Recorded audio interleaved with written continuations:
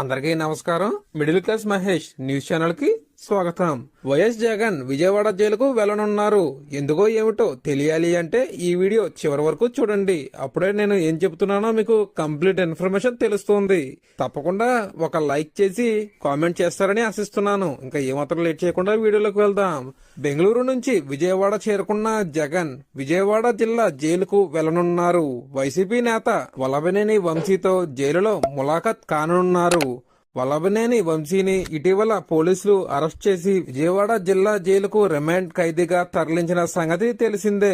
వల్లభనేని వంశీని పరామర్శించేందుకు ములాఖాత్ ఏర్పాటు చేయాలని వైసీపీ నేతలు ఇప్పటికే జిల్లా జైలు అధికారులను కోరినట్లు తెలుస్తోంది.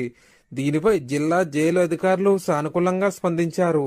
జగన్ ములాఖాత్ కు వెళ్లడానికి పర్మిషన్ ఇచ్చారు.